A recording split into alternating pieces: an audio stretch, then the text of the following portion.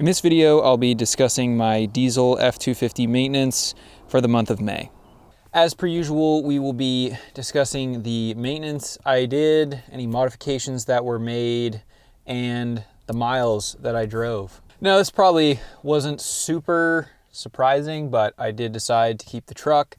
As I had kind of talked about in my last maintenance vlog, it is the devil that I know, it is paid off, and I don't know, the idea of going out and buying a new vehicle just gives me nightmares, to be frank.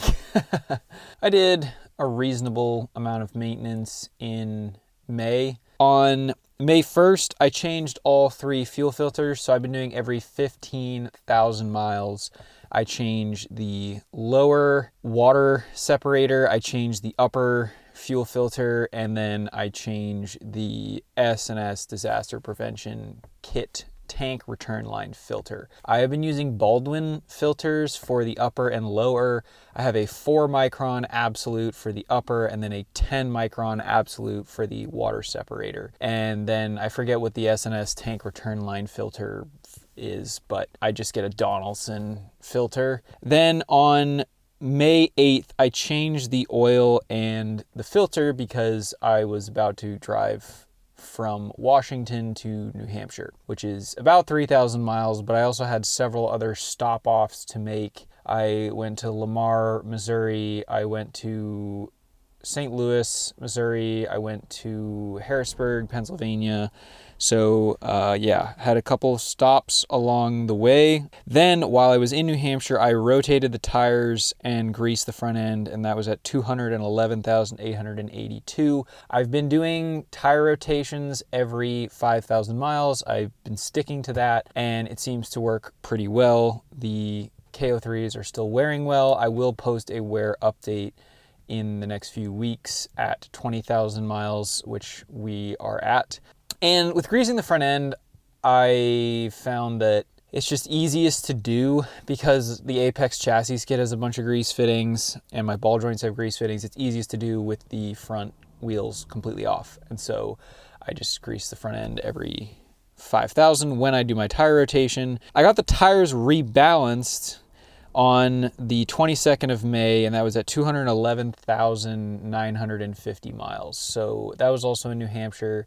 I also, on May 23rd, while I was in New Hampshire, replaced both batteries. And I know you're supposed to do them both at the same time. I just got Duralast Golds. I had the normal Duralast before, and they lasted about 3.5 years. And I was at a truck stop one morning, and I just got a warning light on my dash that said system shut off to save battery or something like that. And I like run a lot of stuff off my batteries too. Like sometimes when I'm parked, I'll leave my 12-volt fridge plugged in for a couple of hours running off the batteries. And so I just didn't, like, I rely on them, and I just wasn't going to wait to be stuck, you know, to do that. So I swapped them for the Duralast Golds, and that was at 211,996. If you're enjoying this video, head on over to the Power Stroke Maintenance Store and grab yourself a t-shirt, some Denko brake cleaner, or one of the Petcock flat wrenches you can use to drain and fill your coolant.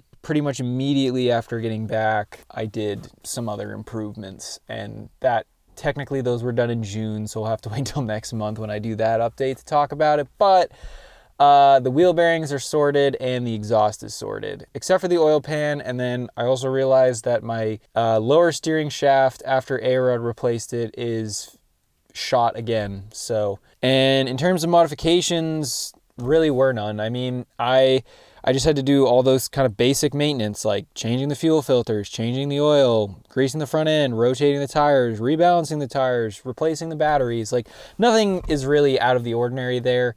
I did have kind of a stressful trip back because the truck was just doing its thing. I looked into the diag too for the P2459, and really the only kind of 2 things that I found on both forums, and then I also did some back and forth with a tech, and then I actually tried using ChatGPT too, was it could be that my EGR cooler needs cleaned, and it also could be that I'm getting some sensor, what ChatGPT called sensor drift, which is basically because my NOx sensors and maybe my EGT sensors are so old that they're sending the wrong reading to the PCM. But then I went and looked on forums, and basically everywhere I looked was like, you just need to replace the DPF, you know, it's at its end. It was really weird because I replaced like the DPF pressure sensor, and